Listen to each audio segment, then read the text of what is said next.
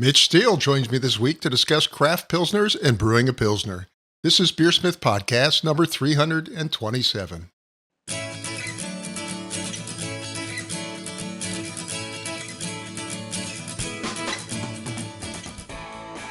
This is BeerSmith Podcast number 327, and it's late June 2025. Mitch Steele joins me this week to discuss craft pilsners and brewing a pilsner. Thank you to this week's sponsors, Craft Beer and Brewing Magazine. They invite you to join their upcoming brewery workshop September 14th through 17th in Fort Collins, Colorado. If you're launching a brewery, you don't want to miss this 4-day event featuring top professional brewers who help you explore, plan, and start your own brewery. To learn more, please visit breweryworkshop.com. Again, that's breweryworkshop.com. And BeerSmith Web, the online version of BeerSmith brewing software. BeerSmith for the web lets you design great beer recipes from your tablet or phone. Edit recipes on the go with access to the same full suite of recipe building tools as our desktop version. Try BeerSmith Web today by creating a free account at beersmithrecipes.com. And finally, a reminder to click that like and subscribe button on YouTube, iTunes, Spotify, or whatever platform you're listening on. Clicking those buttons is a great way to support the show. And now let's jump into this week's episode. Today on the show, I welcome back Mitch Steele. Mitch wrote the book on IPAs called IPAs, Brewing Techniques and the Evolution of India Pale Ale. Mitch is the Chief Operating Officer and Brewmaster at New Realm Brewing Company. Former brewmaster at Stone, Mitch holds a degree in fermentation science from the University of California at Davis. Mitch, it's great to have you on the show. How are you doing today? I'm doing great, Brad. Good to be here again. Always a pleasure. What is going on at New Realms these days? I heard you opened up a couple new places last year, right? Yeah, we have 6 now in the Southeast. We opened up a spot in Greenville, South Carolina in about a year ago.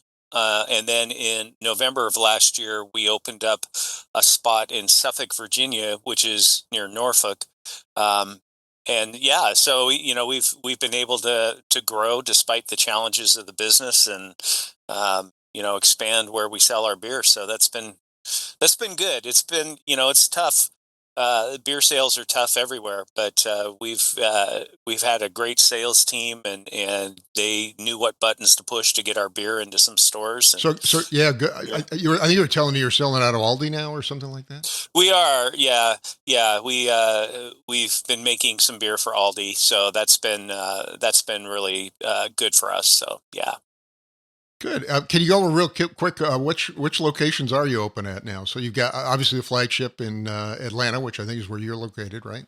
That's correct. Yeah, I'm in Atlanta. That was our first brewery, and then we opened Virginia Beach about a year and a half after that. That was the old Green Flash brewery that got shut down, and we were able to get it on auction for a very good price. And then we opened in Charleston, South Carolina. We took over an existing brew pub on Daniel Island there. We have a 7-barrel brewery and a tap room on the campus of Auburn University, which has been great. Our head brewer there went through the Auburn Brewing Science program and helps with the new students now, and is teaching classes and brewing beer there. So that's been a great partnership. I'm really excited about providing beer education. So that's been a great one. And then Greenville and Suffolk in 2024. So we have 6 total. It's been crazy. That's awesome. But yeah, we're plugging along and making a lot of beer, so that's good. And we're making a lot of other things as well, which I know we've talked about before. So cool. Yeah. Well, today you wanted to talk about pilsners, and even though craft brewing's been in a little bit of a slump the last year or two, we're seeing more and more breweries start to really produce high quality pilsners. So you wanted to walk through and talk about some of the different pilsners. Let's start with the traditional hoppy pilsner style, the North German pilsner. Yeah, I kind of fell in love with this style of beer when when I was at Stone and we were building our brewery in Berlin, and I think the classic example is Jever. But really bracingly bitter lager, more bitter than just about any other lager, at least perceptibly, that's brewed, and just a really clean, dry lager with a very, very significant hop bitterness, and it's just a good drinking beer. And when we first came out in with New Realm, we did a beer called Euphonia Pilsner that was kind of at that same level of bitterness. And uh, it's interesting. I don't think the beer drinkers in the United States were ready for that one. We ended up dropping the bitterness and kind of evolving the beer into more of a standard German Pilsner. But we started off at 40 IBUs, and I love the beer. I thought it was just fantastic. But me, I'm an IPA guy, and I like hop bitterness. So it was tough for me to agree to take that bitterness level down on our pilsner. But we took it down, and then we felt we lost a little bit, so we started creeping it back up a little bit. Hmm. So it's at 35 IBUs now, which is probably a good level for us. Now, that's not the most popular Pilsner in Germany. I think Helles is probably, right? Well, yeah, Helles is like considered the everyday beer of Germany or Munich, and depending on who you're reading. But Helles is more malt focused than Obviously, a yeah. Pilsner, right? And so it's just a nice, easy drinking beer. But you get that European malt character in there, and it adds a little bit of extra flavor compared to something that an American brewer might brew. Not a craft brewer, but a big brewer, a big American brewer. If they were to brew a Helles that was all malted, still it'd be, just knowing what I know about the malts that the big brewers use, it would not be as interesting as a German brewed Helles, Hmm. and from a flavor standpoint. Yeah. Um, well, now can you contrast that with Czech Pilsner, like Pilsner Urquell or Budvar, for example? I was fortunate enough to go visit there last year. Had a great time. I was supposed to go there last year, and we had to cancel out because of work conflicts. And I was so disappointed because, the Czech Pilsner thing it's really blowing up with a lot of really, really hardcore craft brewers. And I love what's happening there. But, a Czech Pilsner is also really bitter. But the water is really soft, that they use for brewing. And, um, the bitterness may be 40 IBUs analytically, but the beer is maltier and fuller, than like a North German Pils. It's a bit sweeter. I don't think it comes across as sweet, but it comes across as fuller bodied. But that tends to temper that bitterness a little bit. And a Czech Pilsner is Czech malt, and the Satz hop is the classic hop in Pilsner Urquell, and a lot of Czech beers. But there's some other really neat hops from that area that can be used in the beer as well. I think the biggest thing with a Czech Pilsner, at least and you probably saw this when you were there, is how many of the beers have diacetyl about it and in it, uh, and and the brewers there, a lot of the brewers take a lot of pride in that diacetyl kick in the beer. And for an American brewer who's been trained for 35 years to never allow diacetyl in a beer, that's a tough thing to do.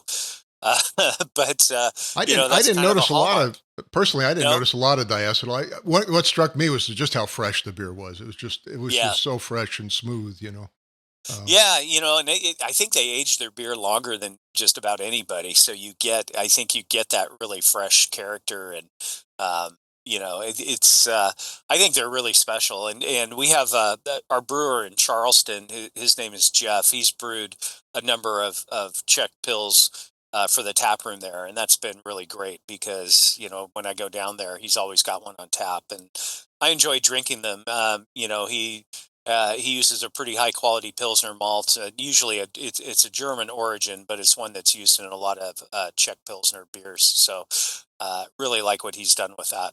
yeah, I mean, what's great about those beers too? All the ingredients are locally grown. You know. Yeah, it's a very locally sourced beer, and that's a really cool thing about some of those old world breweries is they've got everything historically for hundreds of years being grown around them, and they can use those ingredients, which adds to the freshness and everything else that's special about those beers. Awesome. Well, let's switch over to an Italian Pilsner, which has an Italian twist on the traditional style. Yeah, the Italian Pilsner is a fairly recent beer style, is my understanding, and it was created, the credit is given to a brewer from a brewery called Verifico Italiano, and his name I believe is Agostino Arioli. But he was brewing a beer with an Italian grown malt, and then he added a little bit of a dry hop. It's essentially a German Pilsner, but the malt is different. It's an Italian Pilsner malt, and then a light dry hop with German or noble hops. And really, Matt Brynildson from Firestone Walker, I think, is the one who gets a lot of credit for popularizing the style in the United States because the story goes he was in Italy and tasted this beer and bonded with the brewer at this brewery and came back home and started brewing the beer that became Pivo Pils, which is a really nice Pilsner from Firestone Walker. Hmm. Um, and we brewed a lot of those as well. But it's and again, that's Jeff down in Charleston who gets to do this kind of stuff mostly. But we talked about it a lot, and just having a nice light dry hop, just adds kind of a hint of floral character to the beer that's really nice. And the malt is incredibly bready and honey, and you get this really full flavored but very light and drinkable pilsner if you're brewing an Italian pilsner. I love this style because I think European hops and noble hops, nobody really talks about dry hopping with those hops very often. And one of the things I got to do when I was at Stone was do a bunch of dry hop trials, and we did this for years, where we just take hops and throw them into a batch of beer, and we do 10 at a time and we taste them. And that's how I discovered how much I love Hersbrucker hop, for example. We did a dry Hmm. hop trial with that, and then Sterling hops, the lower alpha Sterling hops. Just amazing hop character in those hops that's really underutilized from that aspect. People use them in the brew house on the hot side, and now there's a style. There's a few styles out there that are lager styles and pilsner styles that are dry hopped, and they're fun to use some of these noble hops in those and really get a feel for what the character of that hop is. So, I mean, would you say it's the Italian malt and the use of the dry hop that makes it unique? Yeah, exactly. I think those two things combined make it a different beer than a German Pilsner, because really, for most intents, it is a German Pilsner. It's just the malt source is a little bit different, and the dry hopping adds a little more floral hop character to it. Okay, well, switching over to craft breweries, a lot of them have started introducing their own take on the Pilsner beer, including some interesting ones like Prima Pils from Victory Brewing. Can you talk about some of the craft breweries and the American twist, if you will, on Pilsner? Yeah, I think, it's, when craft beer breweries started, I've been in the business a long time, and most people did not have the capacity to do the lagering process for, 3 to 4 to 5 weeks. They just had to keep beer running through those fermenters, and that was a big reason why a lot of the brewers brewed ales to start with. And I remember some of the earlier pilsners that were out there, like Stouts in Pennsylvania did a really nice pilsner, and there were some breweries up in the Seattle area that were doing some nice loggers. But I think it's really starting to pick up a lot of steam. And in the business, we've been saying, is this the year Pilsner finally takes off? And we've been saying that for several years. I think we're kind of getting there. It's been a really slow roll, which is probably a good thing because that means it'll probably stick around a lot longer. It's not a fad; it's more of a trend, which I think is great. But I remember, when I was working at Stone, Stone had Stone Distributing at the time as well, and they brought in beers, really good craft beers from all over the countries, and sold them in San Diego. And one of the breweries that they distributed was Victory, and Prima Pills was in the warehouse all the time. And when we opened uh, the gardens and the bistro at Stone and Escondido, Prima Pills was a constant on tap there, and it became one of my favorite beers. Just has this amazing hop character. It's kind of, I describe it kind of as a cross between like a Munich German pills, more the 30-35 IBU pills, and the North German pills, which is bitter. It was a bitter pilsner, but it had this amazing floral hop character. And I remember listening to a presentation from Ron, who from Victory, Ron Barchett, who was the person who put that beer together, and he talked about how he trialed all these different German hops and came up with this blend that was a lot of different hops in it. And I wish I remembered the particulars about it, but he used a pretty intense hop blend in that beer, if I remember correctly, and it was marvelously hoppy. It was honestly one of my favorite beers that I've ever had, and I drank a lot of it back in my days in San Diego. I know Matt Brittelson uses a lot of blends as well. Are they primarily using European hops here? Yeah, I think Prima Pils is all European hops, and I'm not sure about Pivo Pils. I know with our Pilsners, we have not really done a deep dive into using American hops, and I know hop breeders and hop growers and suppliers right now are trying to come up with American grown replacements for a lot of the German varieties because the German hop industry has been in trouble because of extreme weather and low yields, and to pay what you have to pay for, like a Hallertau or a Hersbrucker hop these days, where the alpha acids are down around 1.5%. It's a financial hardship, honestly, and because you have to use so many of the hops to get any bitterness in the beer. So there's a lot of effort being made by hop suppliers in the United States to grow hops that have the character of some of the really, what they call the noble German varieties. Sure. And I just haven't found anything that really cuts the mustard on that, to be honest. I mean, our Pilsner still uses Hersbrucker hops in it, just because I love that hop. And we also use a kind of a higher alpha level hop called Saphir in ours, which Hmm. I really like the flavor of that hop a lot. And but yeah, I think most of the people that are doing these are leaning into the German hops more than American hops or hops from other regions, and there's a reason for that. I mean, the character is very authentic, and that's important. If you're going to brew a beer and call it a German Pilsner, you have to have some authenticity to it. You can't just throw an American C hop in there and get it to pass the mustard. So it's an interesting thing, but it is getting expensive. But I'm really happy to see that so many breweries are really focusing on lagers and pilsners right now.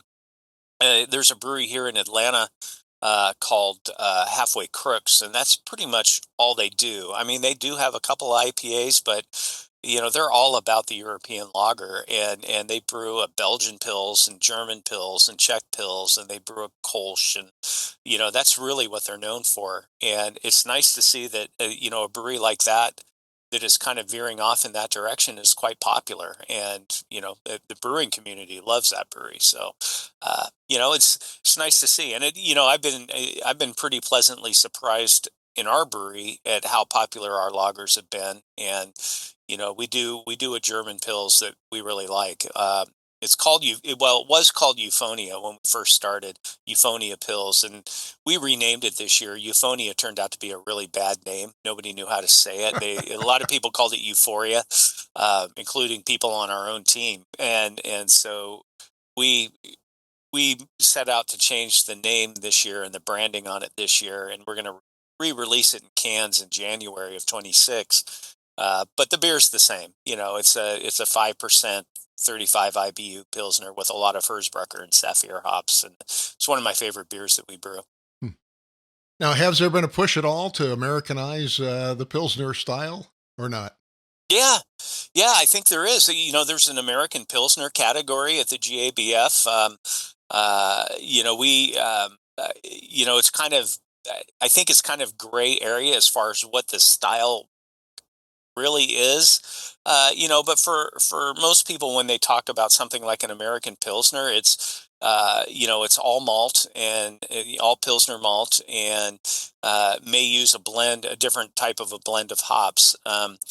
We have a beer that we brew called Blackberry Smoke American Lager, and Hmm. we've entered that in contemporary American lager in the past six Brewers Association competitions, and we've won four medals with it. Oh, Which wow. I mean, that's the best performing beer I've ever been involved with. As far as medal winning, and it's got.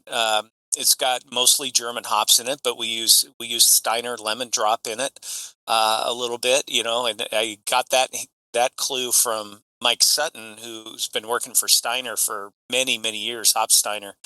And he was telling me a few years, but right before we started New Realm, that a lot of the German brewers were using this American-grown lemon drop hop in their pilsners just to get a little extra boost in character. And it's a very mellow hop, but it's got a little bit of citrusy character to it.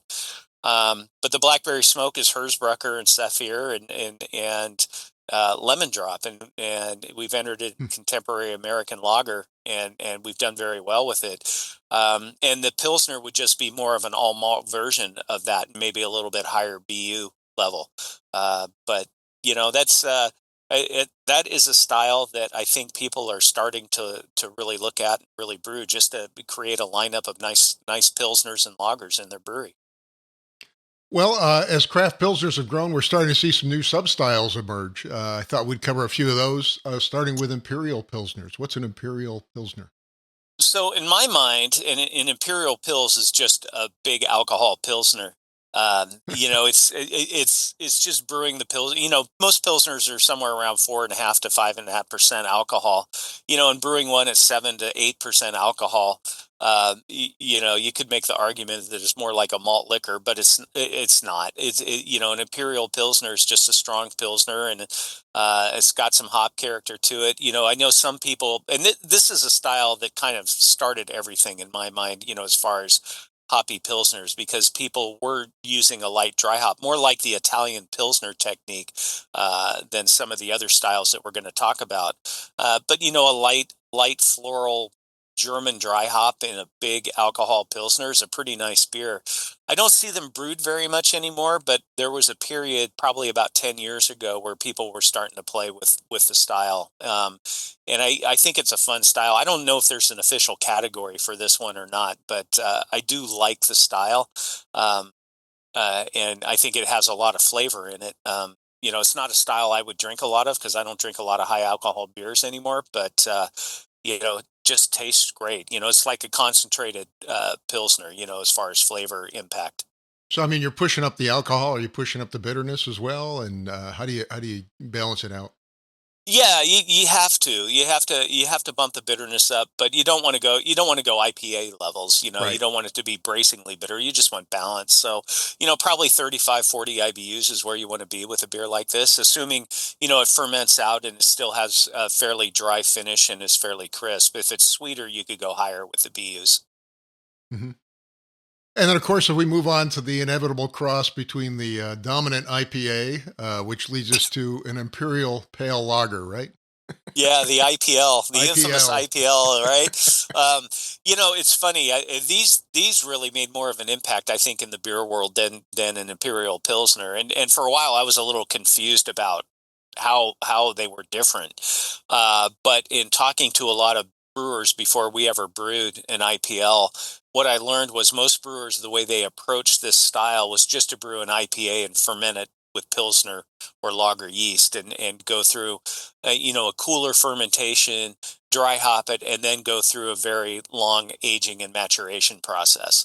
And so it is kind of a blend of the two styles in a lot of ways, which some of the beers we're going to talk about are that as well in a different context. But it's you get this clean, crisp uh, beer, but higher alcohol than a normal Pilsner. You're probably looking at more IPA level on the alcohol because Sure. it's brewed like an IPA. But and some brewers will use German hops in the dry hop in combination with American hops, or will use German hops in the brew house. But most of the people I talk to just brew an IPA and then go through a like a lager fermentation with it. Oh, that's what I was going And to ask. Are you yeah, IPL? Are you pushing American hops? Are you Americanizing it, or are you not?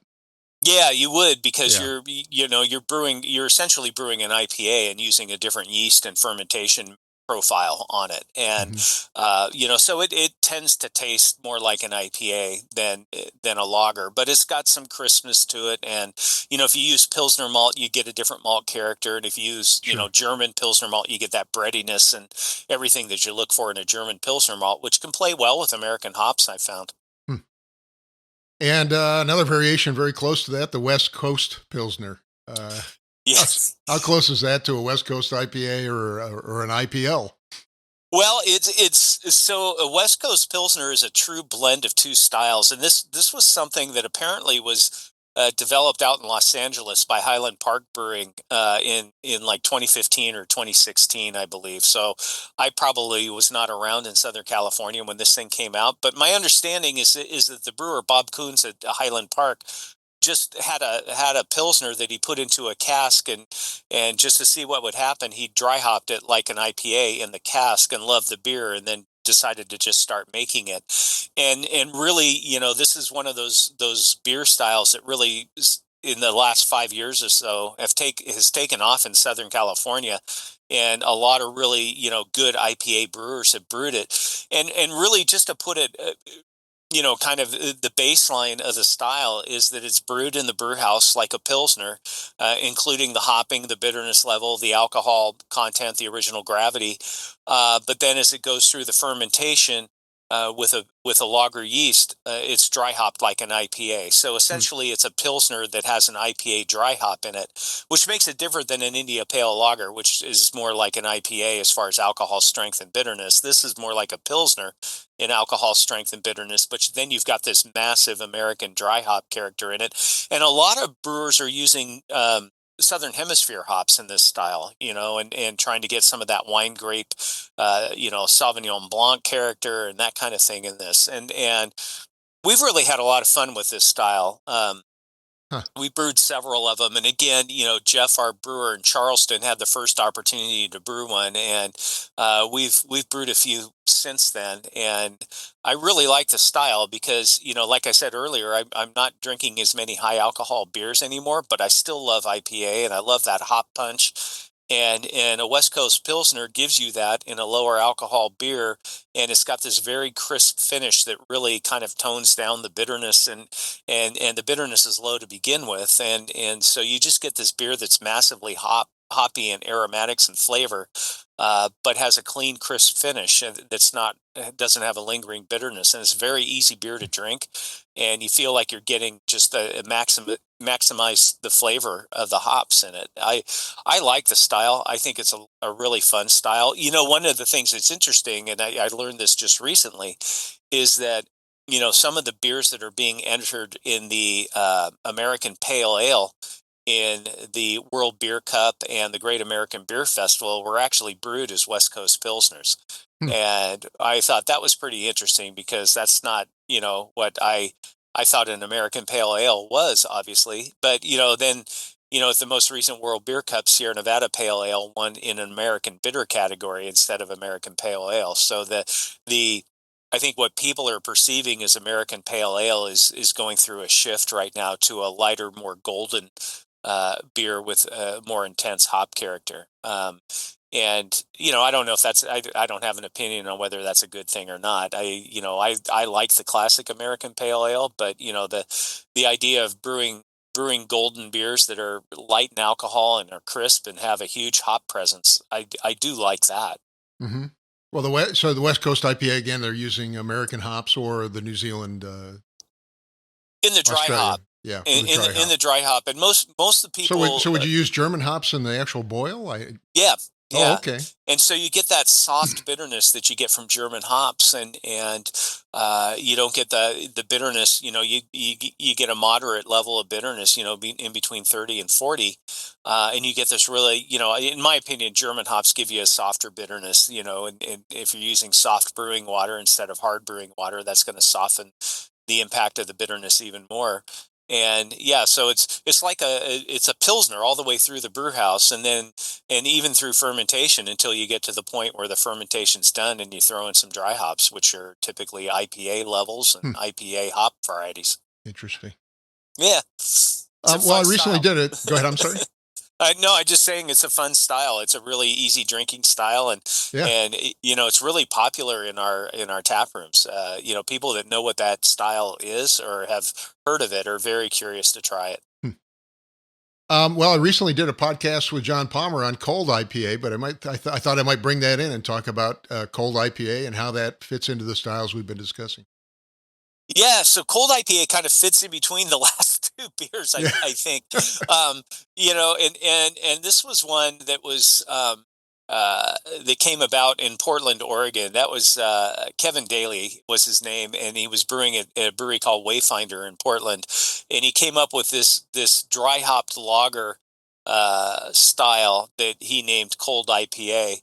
And where it differs from a pilsner or a West Coast pilsner is it's typically brewed with adjuncts, corn or rice flakes, Hmm. from a craft brewer or home brewer level, corn or rice flaked in a flaked version, so you get a little extra crispness. It's not as high alcohol. And the other thing that people do when they brew these is they use a lager yeast to ferment it, but they'll ferment the yeast at a little warmer temperature and get a little more ester profile out of the yeast. And one of the things that I think is really interesting that a lot of brewers are talking about right now is using the Weihenstephaner yeast, the lager yeast, the 3470 that's so popular Hmm. in lager brewing, and fermenting that at 60 or 65 degrees. And you're not, the big fear always was if you do that with a lager yeast, you're going to get a huge bucket load of sulfur in your beer that's going to make it really unpleasant. And certainly with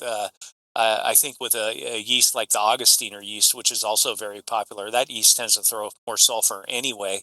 I think it'd be risky to do it with that yeast, but the 3470 seems to work really well at warmer temperatures, and you get a little quicker fermentation, and you still get the crispness on the back end of the beer and that Pilsner character from the yeast. And we haven't done a lot of this work at New Realm, but we have one that we are brewing next week that we're going to try.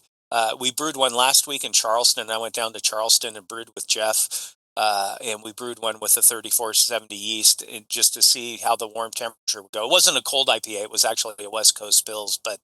Um, but regardless, cold IPA is where that whole thing started. Fermenting using the lager yeast at a slightly warmer temperature, and I think it's an interesting development. And I love the fact that brewers are willing to break tradition and try things. And if they work, then you've got something that's pretty innovative and gives you a new flavor profile. Hmm. So, And then, of uh, course, the use of adjuncts kind of funny because it leads almost back to the American adjunct lager, which is arguably the most popular beer in the world, right?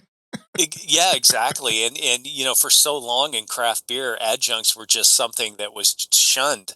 And even as recently as like 2010, 2011, there were things coming out in the craft beer world about how horrible using corn or rice was in beer, and now most everybody's doing it at some point, and I don't think many craft brewers are going through the cereal cooking process that the big American brewers are using, Sure. where you have to gelatinize the starch and all that kind of stuff.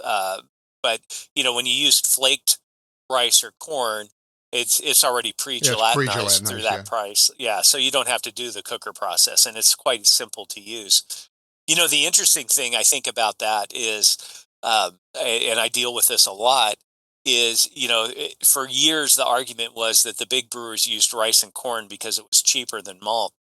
And if you look at the cost of those ingredients right now, if you use flaked rice or flaked corn, you're paying three times what you're paying for malt. Hmm. It's just nuts. So, you want to brew this beer and you want to make it inexpensively, and you try to use adjuncts in it, and the adjuncts are going to cost more, even if you take into account that the adjuncts are much higher, have much higher fermentability. You're still, it's still more expensive than if you were to brew an all malt, like an all pale malt beer. Well, I mean, it's Which I pretty clear to me the adjuncts in an adjunct lager, any of the big breweries, they're doing it for a reason. It wouldn't taste Yeah, the same if they took them out, obviously. yeah, it's definitely for crispness and lightness of body, Yeah, it and lightens it up. Yeah, yeah, exactly. for sure. So, yeah, but that's interesting. The cold IPA is one I don't know if it's going to stick around for that long of a time. I do like the style. It's typically not as high alcohol as a regular American IPA, but it's higher alcohol than a Pilsner. So, you're kind of in that 6 to 7% range with a cold IPA, maybe 5.5 to 6.5%, Hmm. whereas a Pilsner's 5% typically. So, it kind of falls in between that India Pale Lager and that West Coast Pils idea. So it's nice. It's kind of fun that all these new styles are being developed by American craft brewers, and people can argue that they're all kind of the same thing. And there's a lot similar about it, but if you look at IPAs and all the subsets of IPAs, American brewers did that too. And now if you have a session IPA or an Imperial IPA or an IPA, or you've got a Belgian IPA or whatever, New England you've got all IPA. these, yeah, New England IPA versus West Coast versus American. Now West Coast and American IPA have become two different styles. So that's just the nature of things in craft beer, where you get these sub styles and people trying to do something to differentiate themselves from everybody else, and these are the kind of things that come up. And when they take off, it's a lot of fun for the rest of us. That it's like, oh, I think, brewed IPA is a good one. We were one of the first ones I in remember the I Southeast to had you on brew that. talking about brewed IPA a couple Yeah, episodes back. that came and went, and but they were One of my fun for a favorites is while. Zima, uh, Yeah, the clear beer. the clear beer. Yeah, people, craft brewers haven't latched onto that one yet, except for seltzer. No, no, but But but yeah, I think I embrace all of this. When there's new styles that come out, and if beer drinkers are gravitating towards them, and they're not too gimmicky, they're actually a different process or a different brewing technique that's used. I love that stuff. yeah. Well, we got just a couple minutes left, but thought maybe we'd talk a little bit about brewing a lager at home. And you mentioned, if you pick the right yeast, you can get away with a little bit warmer fermentation. So, what advice do you have for folks that are trying to brew these styles at home? Yeah, I really struggled when I was doing a lot of home brewing with lagers. I tried to brew lagers in mild temperatures, and it just didn't work. Um, and really where I honed in my lager brewing skills was when I lived in New England, and I brewed them in the wintertime, and I fermented in the basement where it was like 55 degrees, 60 degrees down there in the corner of the basement. And then you could lager them outside. Yeah, you know and that was the quick and dirty way to do it, and maintain some sort of control over the temperature. Obviously the best way is to have, I know, a lot of home brewers will get a chest freezer and put a temperature probe in there and a thermostat that they can set the temperature on, and that's a great way to do a home brewed lager. But with these, there's a couple of yeast options. That we talked about, the 3470 yeah. yeast and fermenting that at a warmer temperature. And if you have a Weißsteffen, I cool, think, right? yeah, yeah, and if you have a cool place in your house that doesn't get above 70 degrees, you might have some success with that. One of the other things that I've seen a lot of brewers do is use the Kveik Lutra yeast, and I don't know if that's available to home brewers. I think Yeah, it I'm is. not that familiar with it, but I find it interesting. So it's actually a lager yeast, but it's a Kvike style, right? Yeah, it's not. It's actually an ale yeast, but out of all the Kveik strains, those Norwegian farmhouse strains, it ferments incredibly clean.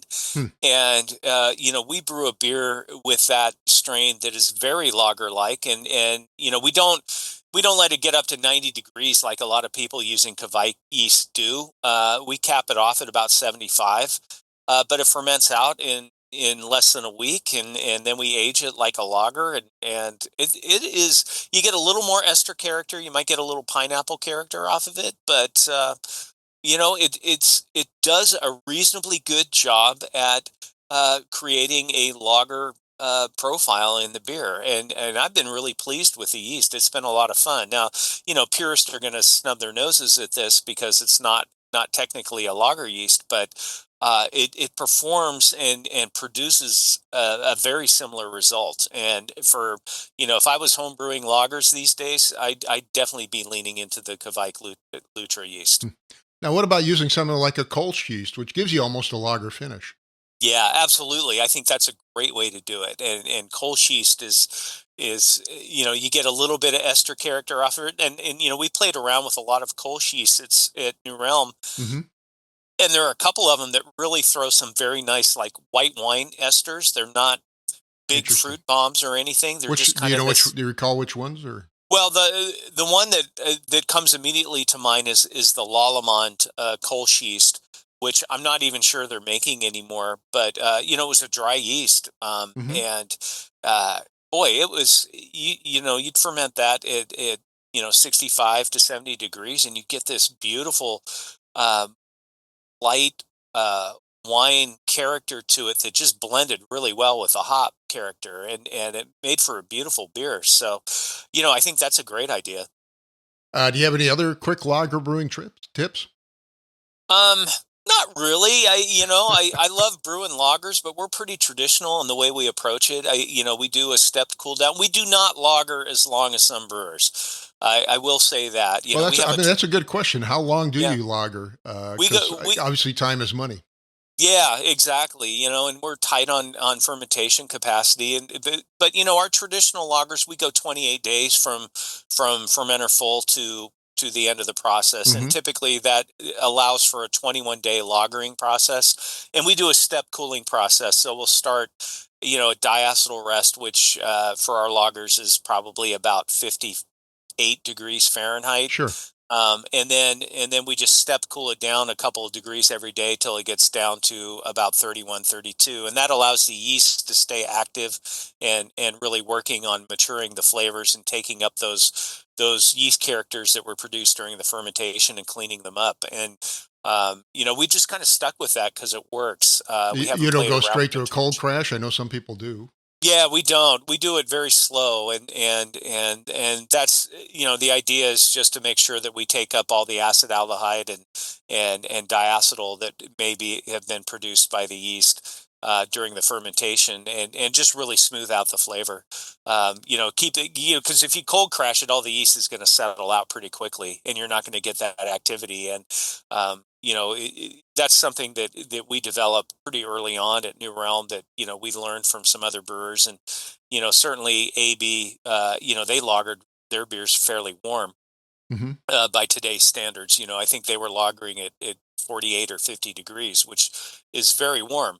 And they never went to full on chill until they processed the beer to a bright tank. And and that was pretty interesting. But it was because that yeast, would flock out if it got too cold, and it would settle out. And then the yeast was not continually in contact with all the beer and, Cleaning up. and Yeah. working and cleaning it up. Yeah. So, Interesting. yeah. Um, well, Mitch, we talked about your locations, but can you mention your website and where folks can find your beer? Oh, of course. Yeah. So our website's pretty simple. It's www.newrealmbrewing.com. Our beers are sold in the entire state of Georgia, Virginia. Um, we just launched in Tennessee. We're starting to sell our beer in Alabama, and we're in South Carolina. So we're in all the Southeast states right now, except Florida and North Carolina, and we're working on plans for those. When we started New Realm, we wanted to make sure that any state we sold our beer, we had a brewery in it. And then really the first time we deviated from that was when we launched in Tennessee, and that's because we had so many people asking us to sell our beer there. And we are potentially searching for a place to build a brew pub in Tennessee or North Carolina, but we don't have anything in the works yet for that. We're just keeping our eyes open. But you can find our beer in Chattanooga, which is only an hour and a half from Atlanta, and Nashville and Knoxville areas. And that's just started, so you may not be everywhere yet, but yeah, Awesome. and yeah, but we're selling a lot of beer in Virginia and Georgia, and we get pretty close to Washington D.C. area, Northern Virginia. We sell a lot of beer around Arlington and Hmm. and that area. So Well, that's been that's pretty close that's to been where I fun. live. So Yeah, you should see our beer around.